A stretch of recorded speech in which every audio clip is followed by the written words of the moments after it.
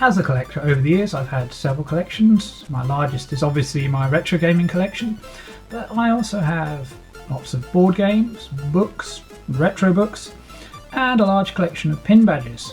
One thing I do have a couple of is some stamps. I inherited my dad's stamp collection from when he was younger, and my mother used to collect the Royal Mail postcards of each new issue of stamps, and there's quite a few of those. But personally, I was never a big stamp collecting fan until I saw a particular set produced in association with Bitmap Books, and I had to have them.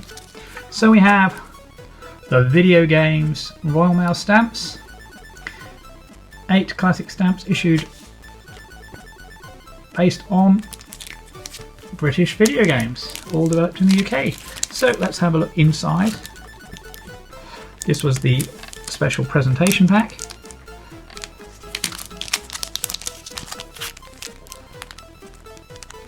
And as you can see on the front, we have stamps based on Elite, Sensible Soccer, Wipeout, Dizzy, Worms, Lemmings, Micro Machines and Populous. And then in addition there was a special set of 4 Tomb Raider stamps, first class Tomb Raiders, with some information on the Tomb Raider series on the back of this presentation set.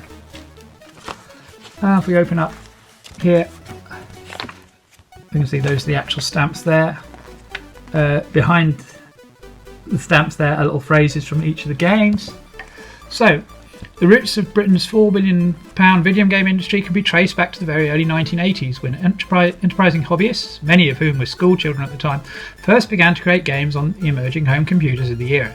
From these humble beginnings, the industry has grown into an entertainment juggernaut, whose games are enjoyed by millions of players around the globe. Here we take a look at some of the greatest games to ever come out of the UK, each a unique example of British software ingenuity at its finest. So Elite from 1984, BBC Micro and Acorn Electron before it was transferred to others, David Braben and Ian Bell of course. And then Dizzy from the Oliver Twins, published by Codemasters. Populous from Bullfrog. Lemmings from DMA Design. Micro Machines, also published by Codemasters, developed by Supersonic Studios. Sensible Soccer from Sensible Software, follow-up to Microprose Soccer of course. Wipeout from Psygnosis, who were taken over by Sony, one of the PlayStation's earliest games. And Worms from Team 17. And what is particularly cool about these stamps is there are some hidden features and Easter eggs. So we've got the widescreen version of Elite there, with extra display. The goal here being scored in Sensible Soccer is a recreation of Jeff Hurst's controversial goal that hit the bar. We've got Wipeout, Dizzy, and there's also some more Easter eggs as well as the text behind.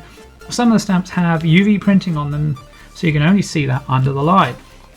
So it's developed by Supple Design Studios in association with Bitmap Books for the Royal Mail, and it's a fascinating little collectible, and it'll be interesting to see if they retain their value, particularly in this presentation form. But that wasn't the main reason for buying them. I just think they're a really nice celebration of video games and a nice piece of merchandise to own as well. And Sam at Bitmap Books did a beautiful job on the designs. So I hope you enjoyed this brief look at the video game stamps from the Royal Mail. If you know of any other computer video game related stamps from around the world, perhaps you can let me know in the comments and talk about them. Now if you're a stamp collector, perhaps you'd be interested to give your opinions on the designs. And keep watching my channel for more merch stand, retro shelf, unboxing, gameplay. Like, share and subscribe, support me on Ko-fi, and keep it retro.